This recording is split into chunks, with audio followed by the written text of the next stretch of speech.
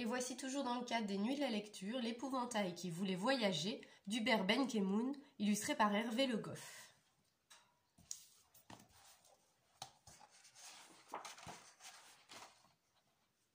Là-bas, derrière les collines où l'aubépine fleurit, non loin de cet endroit où la rivière dévie, au beau milieu d'un champ qu'on ne cultive plus, se dresse une étrange silhouette, oubliée et perdue. Les bras ouverts, les yeux pointés sur des feuillages lointains, ce n'est pas un paysan seul au travail, ce bonhomme, cette silhouette, pas un chasseur ayant perdu son chien. Cette ombre, c'est un vieil épouvantail, même pas un homme, moins qu'une marionnette. On pourrait l'appeler Alphonse, Henri ou Salomon, mais comme personne jamais ne lui parle, à quoi bon? Chargé d'effrayer les oiseaux alentours, on l'a planté ici depuis toujours. Toujours, évidemment, ce n'est pas vrai, mais tout ce temps paraît une éternité.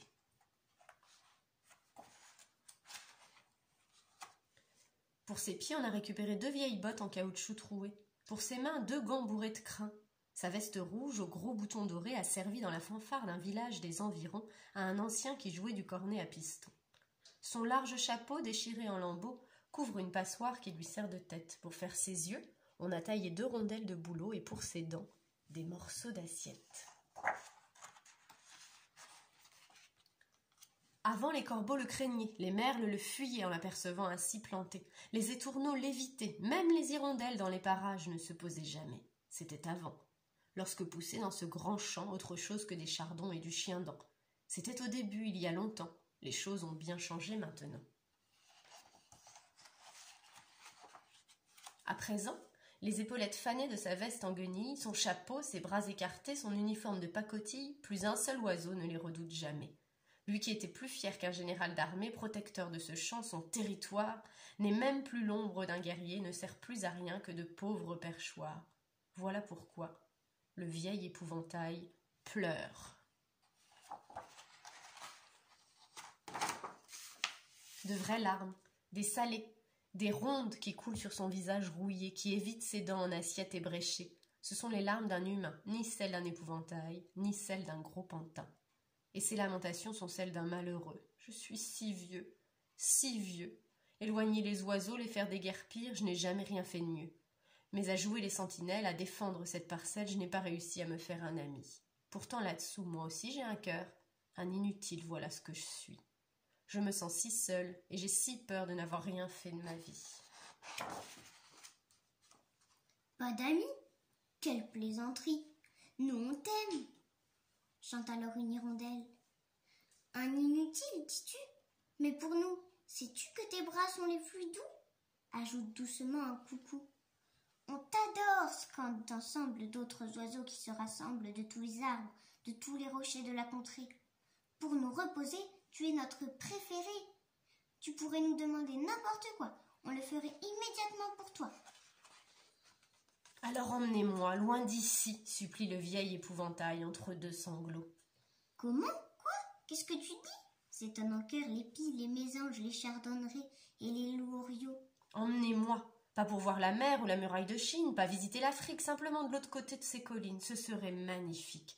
Emmenez-moi, s'il vous plaît, répète-t-il encore.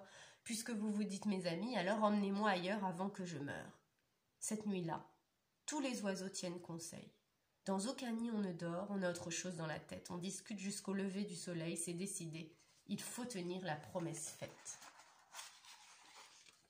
Pas 10, pas 100, pas 1000. Au matin de ce jour de printemps, un nuage entier de 200 000 oiseaux s'agrippe le plus délicatement à un épouvantail pas plus lourd qu'un roseau. Et il éclate d'un rire émerveillé d'enfant lorsqu'il décolle doucement de son champ. Ému, il voit la rivière au-delà de ce qu'il en connaît, les cimes des arbres, le champ aussi où on l'avait planté. Regarde, toi qui veux voir les collines, et derrière, il n'y a vraiment rien d'extraordinaire. D'autres champs, plus petits ou plus grands, tous oubliés. Encore la rivière, plus large au bord, les mêmes bosquets, c'est tout. C'est magnifique, emmenez-moi encore, allez, par ici, et aussi par là. Tu trouves, vraiment? S'étonnent les oiseaux. Oui, c'est magique, encore par là-bas. Il vole ainsi des heures, ses amis se relaient pour ne jamais avoir à le poser, et puis tout à coup, il l'aperçoit. Elle est dans un champ. Il sent son cœur qui bat. Descendez, s'il vous plaît, se met-il à crier. Même sans chapeau avec ses cheveux en chiffon, même sans veste dans sa blouse bleue en nylon, même si ses yeux sont de gros bouchons en plastique, même si sa bouche n'est qu'un vieux râteau antique, elle lui ressemble tellement, tellement. Elle aussi écarte les bras depuis si longtemps. Les oiseaux, exactement comme il faut, face à elle, le déposent. Ils roucoulent, claquettent, sifflent, jasent, piaillent, et puis se taisent. Les deux épouvantails n'ont pas besoin de l'aide des oiseaux, cela se passe en un instant, sans le moindre mot. Ni lui, qu'on n'appelait jamais, ni elle, qui n'a pas de nom. Leurs bras se referment à jamais l'un sur l'autre, pour de bon. Ils sont toujours là-bas, quelque part dans un champ. C'est un arbre aux 2 troncs enlacés à présent. Sa ramure est immense et abrite les amours de 200 000 oiseaux qui s'y posent souvent. Cet arbre est là pour longtemps, à jamais, un toujours qui mesure plus que l'éternité.